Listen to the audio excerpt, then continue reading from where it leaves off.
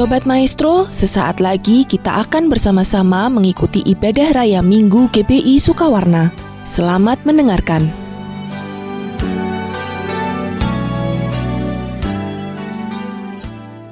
Terima kasih Tuhan buat hari ini, karena kasih dan kesetiaan Tuhan kami boleh ada di rumah kami boleh memuji, menyembah Tuhan. Terima kasih Tuhan untuk setiap berkat-Mu, terima kasih untuk kesehatan, terima kasih untuk keluarga, terima kasih untuk pekerjaan studi. Semuanya Tuhan yang kami punya, kami bersyukur. Tuhan, kalau sekarang kami mau membawa setiap umat Tuhan di rumah-rumah, berdoa untuk setiap mereka Tuhan.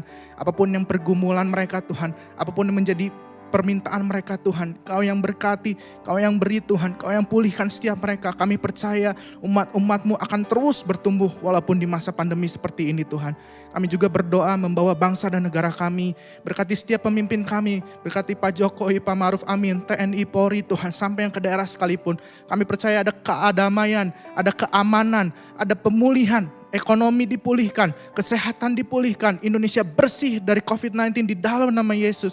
Kami percaya Tuhan akan bekerja lewat bangsa dan negara kami. Kami juga berdoa untuk gereja kami, Tuhan pakai terus gereja kami, memberkati pemimpin rohani kami Tuhan, untuk Bapak Pendeta Niko dan setiap wakilnya di Kota Bandung Tuhan.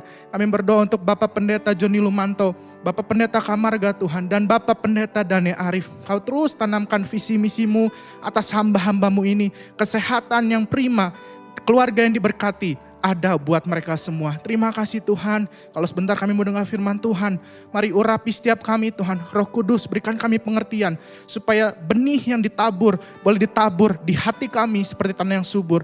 Ketika benih ditabur akan berakar, bertumbuh, berbuah, dan buahnya memberkati banyak orang dan nama Tuhan dimuliakan. Terima kasih Tuhan Yesus.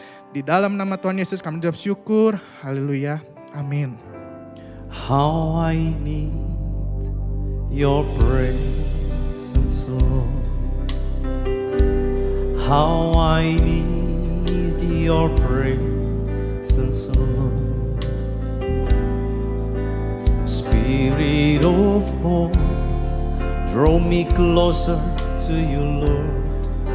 Spirit of life, flowing into my heart. How I need Your presence, how I need Your presence, Lord. Spirit of hope, draw me closer to You, Lord Jesus. Spirit of life, flowing into my heart as I worship You. Oh, how I need Your presence, Lord. Amen. How I need Your presence, Lord.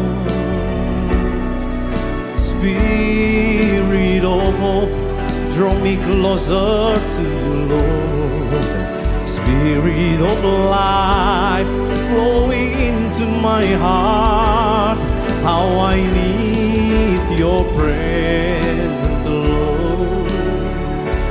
How I need Your presence, Lord. Spirit of hope, draw me closer to You, Lord Jesus. Spirit of life, flowing into my heart as I worship You. As I worship You.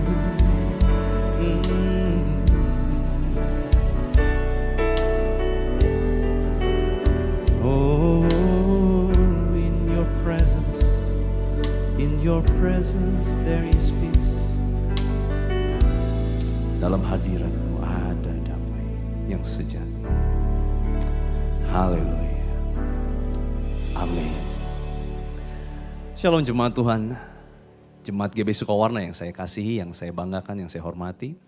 Hari ini kita akan sama-sama belajar satu firman Tuhan yang saya beri judul adalah Christianity Burnout.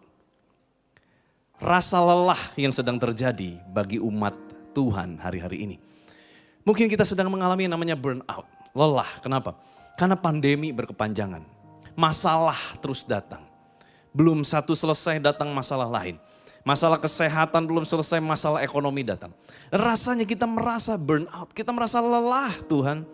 Kayaknya udah gak tahu apa yang harus kita kerjakan. Nah mungkin kalau saudara ngalami masa-masa sulit seperti ini dan kamu merasa burnout, merasa lelah. Saudara, hari ini Tuhan akan mengajar kita dan memberikan kita kelegaan.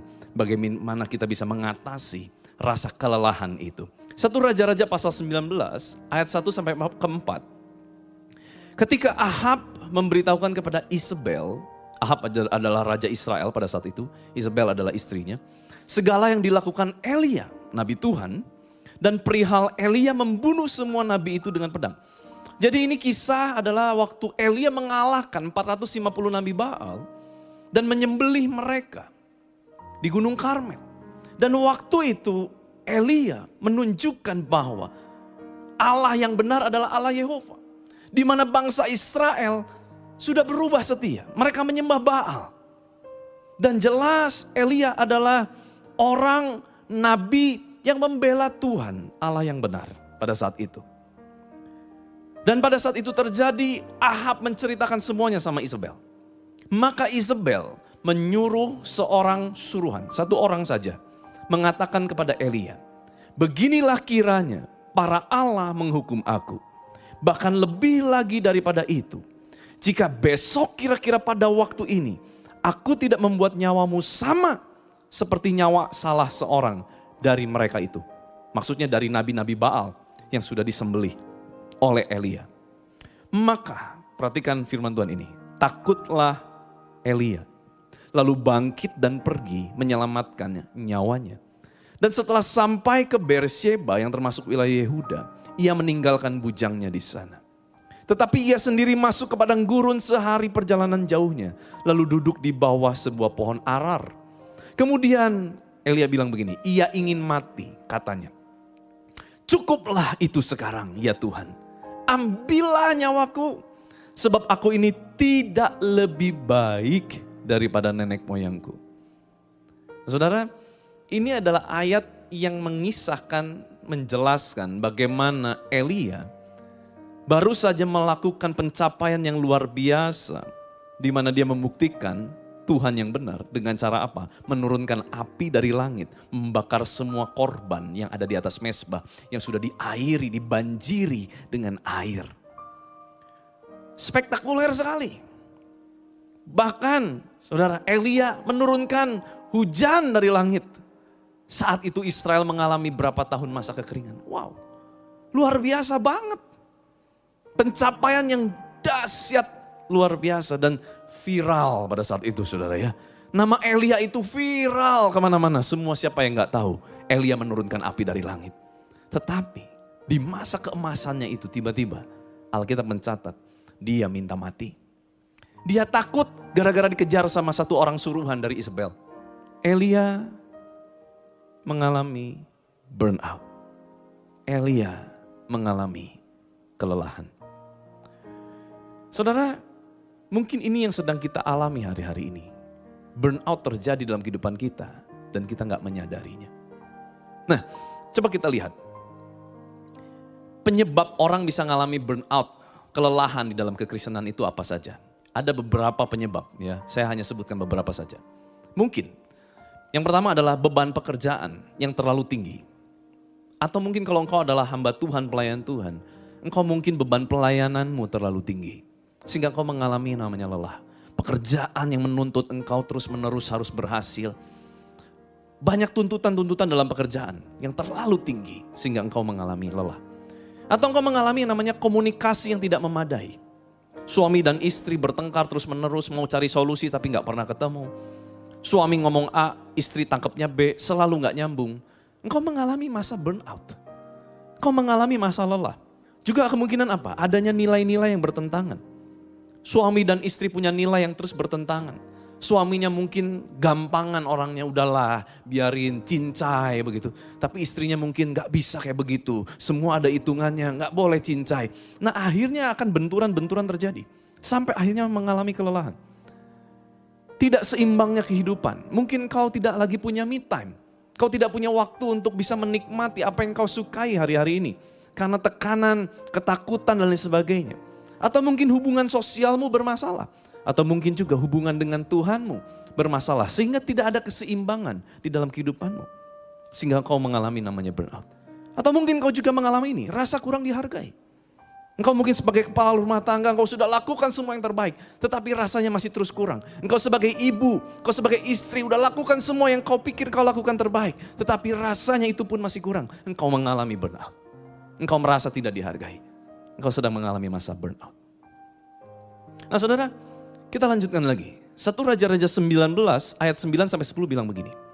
Di sana masuklah Elia ke dalam sebuah gua dan bermalam. Maka firman Tuhan datang kepadanya demikian. Apakah kerjamu di sini, hai Elia? Jawab Elia, aku bekerja segiat-giatnya bagi Tuhan Allah semesta alam. Karena orang Israel meninggalkan perjanjianmu, meruntuhkan mesbah-mesbahmu, dan membunuh nabi-nabimu dengan pedang. Hanya aku seorang diri yang masih hidup dan mereka ingin mencabut nyawaku. Padahal yang mau cabut nyawa cuma satu orang, Isabel. Tapi tiba-tiba dia merasa seperti semua orang mau cabut nyawa dia. Mereka. Saudara, dalam keadaan lelah, orang akan cenderung merasa semua orang against sama dirinya. Semua orang seperti yang gak suka sama dirinya. Semua orang sepertinya menuntut, demanding terhadap dirinya. Nah kalau saudara ngalami seperti itu, mungkin engkau sedang ngalami yang namanya burnout, saudara. Nah saudara, ada 3 dimensi burnout. Ya, secara psikolog dihubungkan dengan kekristenan. Ada kemungkinan 3 dimensi burnout yang terjadi dalam kehidupan manusia hari-hari ini. Yang pertama adalah emosional, dimensi emosional. Seperti rasanya energi ini kita terkuras. Ya, terus rasanya terkuras. Nah saudara, gimana cara mengatasi ini? Kita perlu melakukan yang namanya timbangan, saudara. Timbangan apa? Begini, saudara perlu bikin namanya skala. -1 sampai -5 dan +1 sampai +5. Gampang, caranya begini. Saudara mulai bikin list apa saja yang kau kerjakan selama 1 minggu atau selama 1 hari. Misalkan pekerjaan-pekerjaan kau lakukan dari engkau pagi hari mungkin beres-beres rumah, bekerja ke kantor dan lain sebagainya. Tulis list-list itu. Dan engkau mulai bikin skala. Mana yang membuat engkau menjadi terkuras energimu. Nah engkau beri minus. Kalau memang terkurasnya sedikit engkau beri -1. Kalau terkurasnya banyak kau beri -5. Makin banyak makin besar angka minusnya. Contoh ya misalkan saya saudara. Oh waktu saya mulai terus hidupnya banyak melayani orang, terutama mengusir orang, mengusir setan di dalam orang yang kerasukan dan sebagainya. Mungkin itu lelah, -3, -4 begitu. Bertengkar dengan istri gak pernah ada solusi, itu mungkin minusnya 5 begitu. Nah itu saya tulis, saya catat minusnya. Lalu saya mulai tulis plusnya apa. Oh waktu saya duduk diam di hadirat Tuhan, nikmati Tuhan sambil dengar musik instrumen, baca firman, itu +5. Nah saya mulai tulis +5. Nah saya mulai jumlahkan plus sama minus saya, kegiatan sehari-hari saya. Apa hasil akhirnya? Kira-kira banyak plusnya, banyak minusnya. Kalau hasilnya minus, nah saudara, sudah pasti saudara akan secara emosi, engkau akan mengalami burnout. Cirinya apa? Engkau mengalami burnout dimensi secara emosi. Engkau akan mulai mudah meledak, amarahmu tinggi. Engkau mudah untuk terpacu amarahmu. Engkau mulai marah-marah gak jelas. Anak menjadi sasaran, istri suami menjadi sasaran. Rasanya ada sesuatu yang belum keluar begitu. Engkau mengalami burnout. Emosimu tidak bisa terkendali. Nah dimensi yang kedua adalah depersonalization. Depersonalisasi ini adalah keadaan di mana seseorang merasa bahwa pikiran dan perasaannya tampak tidak nyata. Bahkan dia merasa bahwa ini seperti bukan dirinya. Seperti udah kehilangan kendali terhadap dirinya. Jadi kayaknya udah ini siapa sih sebetulnya hari-hari ini kayak bukan aku. Kayak bukan saya begitu.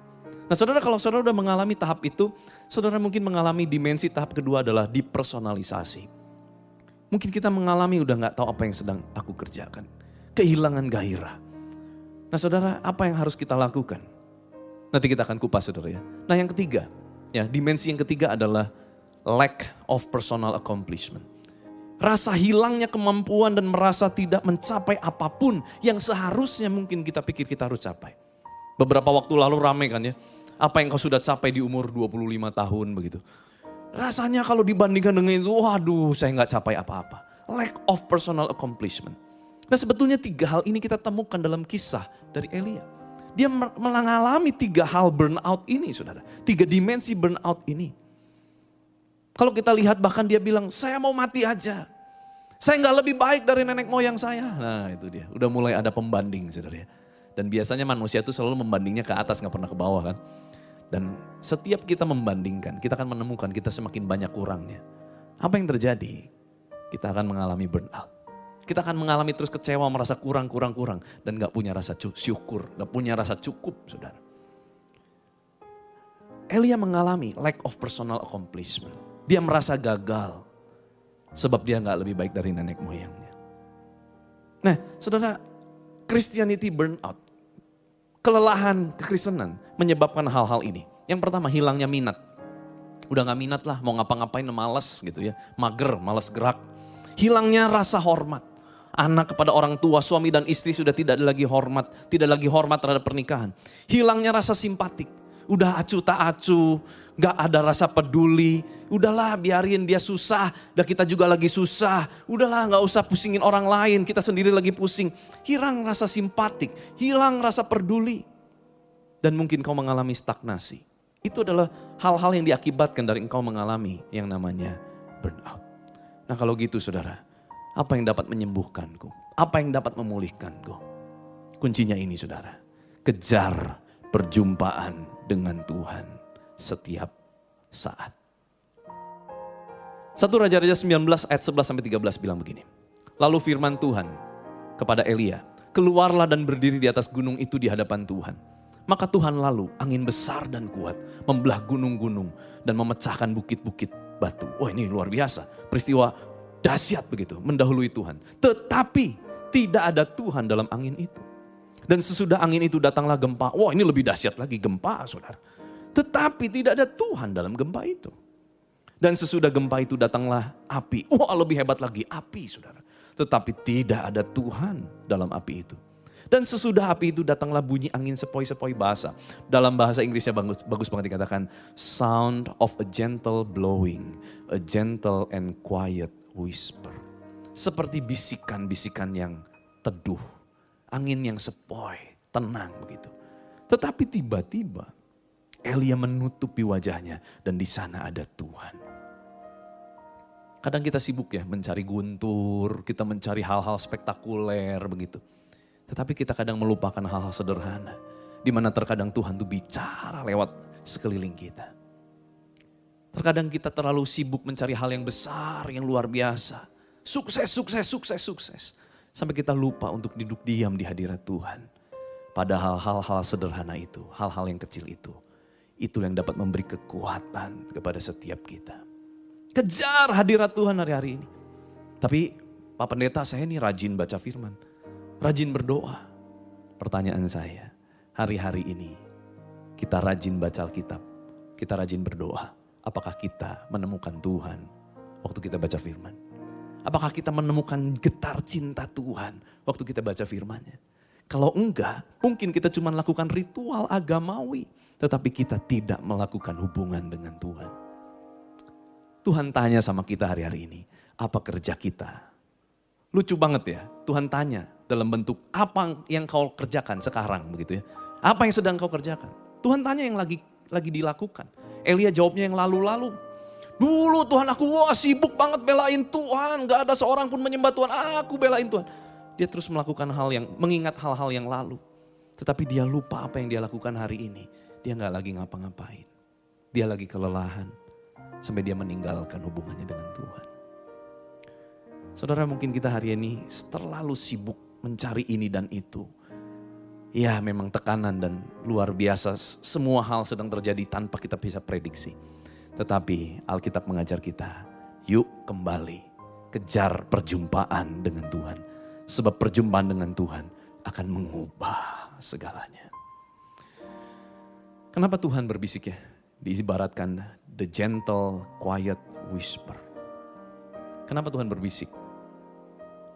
Karena Tuhan dekat. Tuhan gak pernah jauh. Makanya Tuhan gak pernah teriak-teriak sebetulnya saudara. Tuhan cukup berbisik. Selama kita mau peka, mau dengar suara Tuhan. kita akan dengar instruksinya Tuhan untuk apa kita harus lakukan hari-hari ke depan ini. Dan saudara, saya tutup dengan ini. Small is big, but sometimes big is small. Apa yang kita pikir kecil, mungkin itu sebetulnya sesuatu yang besar. Tetapi apa yang kita pikir besar, spektakuler, mungkin sebetulnya itu kecil. Apa maksudnya? Seorang penulis buku, Max Lucado, menuliskan prinsip 85-15. Ini yang harusnya kita kejar hari-hari ini, saudara. Kita mungkin selalu kejar yang 85% yang tampak besar. Tetapi mungkin itu dampaknya hanya 15%. Tetapi sebaliknya, mungkin ada 15% yang harusnya kita kejar hari-hari ini. Sebetulnya itu berdampak 85% dalam kehidupan kita. Apa yang 15% yang harus kita kejar hari-hari ini? Yang pertama, hubungan dengan Tuhan. Hubungan dengan Tuhan itu gak bisa digantikan dan gak bisa titip sama orang. Oh, titip ya Pak Pendeta, supaya saya nanti lebih peka, gak bisa. Hubungan kita dengan Tuhan harus kita sendiri yang kerjakan. Itu 15% yang tidak bisa digantikan. Dan 15% itu mempengaruhi 85%, saudara. Apalagi hubungan suami dan istri, komunikasi, fungsi dalam rumah tangga. Itu gak bisa diganti. Fungsi seorang ayah, fungsi seorang ibu, fungsi seorang anak, gak bisa diganti. Ayah gak bisa titip, aduh lagi malas jadi ayah. Titip ya ke teman baik kita dan bilang, gantiin aku jadi ayah 1 hari aja. Gak bisa, saudara. Apalagi yang 15%, olahraga. Saudara gak bisa titip olahraga. Oh Pak Pendeta rajin olahraga ya. Saya titip Pak Pendeta ya. Saya titip 200 kalori aja, gak banyak-banyak. Gak bisa, saudara. Kita yang olahraga, kita yang akan mengalami manfaat itu. 15% yang tidak bisa digantikan. Mari kejar yang 15% hari-hari ini. Karena itu adalah yang esensi. Sedangkan yang 85% mungkin itu hanyalah kesibukan belaka yang sebetulnya tidak mempengaruhi banyak dalam kehidupan kita. Kejar yang esensi hari-hari ini. Kejar perjumpaan dengan Tuhan, saudara. Itu adalah esensi kita sebagai penyembah-penyembah Tuhan. Nah saudara, kita lihat firman Tuhan ini bagus banget ya. Elia mengkhawatirkan apa yang besar, pencapaian. Dia bilang gak lebih baik dari nenek moyangnya, gak lebih hebat gitu ya. Tetapi tiba-tiba Tuhan gak mau pusing soal itu. Tuhan tiba-tiba suruh kepada Elia begini. 1 Raja-Raja 19 ayat 15, 16, 18. Firman Tuhan kepada Elia, pergilah, kembalilah ke jalanmu melalui padang gurun ke Damsyik. Dan setelah engkau sampai, engkau harus mengurapi Hazael menjadi raja atas Aram. Juga Yehu cucu Nimsi haruslah kau urapi menjadi raja atas Israel. Dan Elisa bin Safat dari Abel Mehola harus kau urapi menjadi nabi menggantikan engkau. Tetapi, perhatikan kalimat ini, tetapi aku, kata Tuhan, akan meninggalkan 7.000 orang di Israel. Yakni semua orang yang tidak sujud menyembah Baal dan yang mulutnya tidak mencium dia. Apa yang Elia khawatirkan? Gak ada yang bela Tuhan. Ya, itu yang dia khawatirkan. Dan dia merasa kalau dia udah bela Tuhan, sampai mengalahkan 450 Nabi Baal, dia sudah achieve something big. Sesuatu yang besar dia sudah capai. Tetapi di hadapan Tuhan ternyata enggak. Buat Tuhan apa yang dipikir Elia besar itu kecil. Kenapa? Tiba-tiba Tuhan bilang begini. Tetapi aku, Elia berkali-kali bilang, aku sibuk. Belain Tuhan, gak ada lagi yang belain Tuhan. Tuhan bilang begini, aku akan meninggalkan 7.000 orang di Israel. Yaitu semua orang yang tidak sujud menyembah Baal, mulutnya tidak mencium dia. Seolah Tuhan bilang begini, apa yang kamu khawatirkan Elia, aku sanggup gantikan dengan 7.000 orang. Engkau pikir kau hanya sendiri, tetapi sebetulnya aku bisa ganti dengan 7.000 orang. Mungkin hari-hari ini kita kejar apa yang besar menurut pandangan manusia. Tetapi di mata Tuhan itu hal yang kecil. Jangan terbalik, saudara. Dan kalau kita lihat ya di ayat ini, saudara. Tuhan kasih 3 perintah penting kepada Elia. Yang pertama Tuhan kasih perintah apa? Urapi Hazael. Mengurapi Hazael, Hazael adalah panglima perang gitu, diurapi untuk menggantikan raja. Tentu ini gak membuat Elia menjadi famous, gak akan membuat Elia menjadi terkenal. Siapa yang lihat, dia bahkan harus sembunyi-sembunyi mengurapi Hazael. Tetapi Tuhan kadang suruh yang kecil kok, gak yang besar. Saudara, Alkitab tidak pernah mencatat Elia melaksanakan tugas ini. Yang kedua, Tuhan suruh apa? Urapi Yehu cucu Nimsi. ini pun hal kecil. Cuman ngurapin orang. Elia gak tahu dampaknya. Elia gak lakukan. Alkitab tidak mencatat Elia mengerjakan tugas nomor 2. Padahal saudara, kalau kita lihat, siapa yang akhirnya membunuh Isabel, orang yang sangat ditakuti sama Elia? Yehu, cucu Nimsi. Tuhan gak bilang dari awal sama Elia, Elia nanti kalau kamu udah urapi, nanti dia yang akan membunuh Isabel, kamu akan aman. Enggak. Tuhan cuma kasih perintah. Tugas Elia apa? Taat. Terkadang ketaatan kita kepada hal kecil hari ini, itu bisa membuka jalan keluar yang besar. Bahkan mungkin hal yang sedang kita gumulkan luar biasa. Kuncinya adalah taat dari hal kecil. Kalau saja Elia taat melakukan yang kedua ini, dia akan terbebas dari masalah dia, yaitu Isabel yang mengejar-ngejar dia. Sayangnya, sampai Elia terangkat ke sorga, Elia tidak kerjakan. Yang ketiga, Elia kerjakan. Dia mempersiapkan Elisa, menggantikan dia menjadi nabi. Elia mengurapi Elisa. Saudara, jangan sampai tugas yang Tuhan berikan kepada kita hari-hari ini kita lalaikan. Sayang sekali. Mungkin dengan ketaatan kecil kita dapat mengubah banyak hal besar di dalam kehidupan kita hari-hari ini. Mari kita renungkan respon kita dalam menghadapi krisis yang sedang terjadi. Termasuk krisis rohani, krisis percaya diri mungkin, dan krisis kelelahan secara rohani ini. Respon kita akan menentukan perjalanan kehidupan kita, perjalanan pelayanan kita, bahkan perjalanan bisnis kita ke depan. Saya berdoa supaya kita semua merespon dengan benar. Mencari yang utama dan terutama. Bukan mencari yang tambahan-tambahan yang Tuhan dapat berikan. Tetapi mencari yang esensi hari-hari ini. Yaitu perjumpaan dengan Tuhan setiap saat. Kita angkat sebuah pujian saudara menutup khotbah hari ini. Tuhan, inilah hidupku. Ku serahkan padamu segala cita-citaku, masa depanku menjadi milikmu. Jadikan kami terangmu di tengah kegelapan dunia, membawa bangsa-bangsa kepadamu. Tuhan, ini kerinduanku, katakan bagimu Tuhan seluruh hidupku. Pakailah Tuhan bagi kemuliaan-Mu, genapi seluruh rencana-Mu, sampai bumi penuh kemuliaan-Mu. Dari awal katakan dengan iman, Tuhan, inilah hidupku, amin. Ku serahkan padamu segala cita-citaku, bahkan masa depanku menjadi milikmu. Jadikan kami terangmu di tengah kegelapan dunia, membawa bangsa-bangsa kepadamu.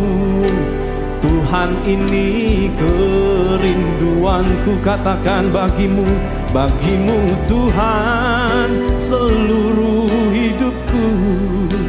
Pakailah Tuhan bagi kemuliaan-Mu, genapi seluruh rencana-Mu, sampai bumi penuh kemuliaan-Mu. genapi seluruh rencanamu, sampai bumi penuh kemuliaan-Mu. Genapi seluruh rencanamu, sampai bumi penuh kemuliaan-Mu.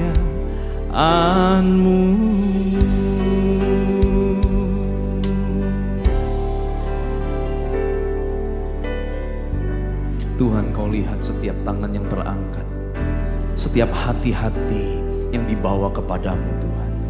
Biar saat ini Engkau yang menjamah setiap umat-Mu. Sembuhkan yang sakit, bebaskan yang terikat Tuhan. Pulihkan hubungan keluarga, pulihkan hati-hati yang terluka, pulihkan setiap pekerjaan. Berikan hikmat, marifat dari tempat yang maha tinggi. Memampukan kami berjalan di dalam rencana-Mu Tuhan, setiap detik dalam hidup kami.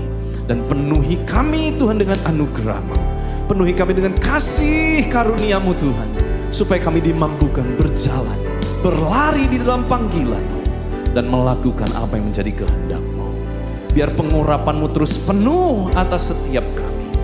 Dan khususnya kami berdoa bagi setiap jemaat-Mu yang mungkin sedang mengalami sakit COVID-19, terkena badai sitokin, terbaring di rumah sakit, terbaring isolasi mandiri di rumah-rumah, tidak berdaya, hilang pengharapan, dalam keadaan ketakutan. Biar saat ini Tuhan, kuasa bilur darah Yesus menjamah setiap umat-Mu di dalam nama Yesus. Ada kuasa kebangkitan Kristus, ada kuasa kehidupan Kristus menjamah setiap umat-Mu. Dan pulihkan Tuhan, pulihkan setiap jemaat-Mu yang sedang mengalami kelelahan. Mereka mengalami kelelahan rohani, kelelahan secara fisik, lelah dengan pandemi yang berlarut-larut. Tapi Tuhan, Kau yang memberikan kekuatan saat ini. Kau yang menjamah Tuhan dengan kuasa-Mu. Pulihkan setiap hati, pulihkan Tuhan, pulihkan jamaah di dalam nama Yesus. Terima kasih Bapa. Biar kuasa kehidupan Kristus memetraikan setiap firman-Mu di dalam nama Tuhan Yesus Kristus. Haleluya, sama-sama kita katakan amin. Mari angkat tangan saudara, terimalah berkat Tuhan. Kasih karunia yang berlimpah-limpah daripada Allah Bapa dalam Anak yang tunggal Yesus Kristus. Persekutuan yang manis dengan Roh Kudus menyertai saudara sekalian mulai hari ini sampai Tuhan Yesus datang menjemput kita di awan-awan dan bahkan sampai selama-lamanya. Yang percaya bersama-sama katakan amin.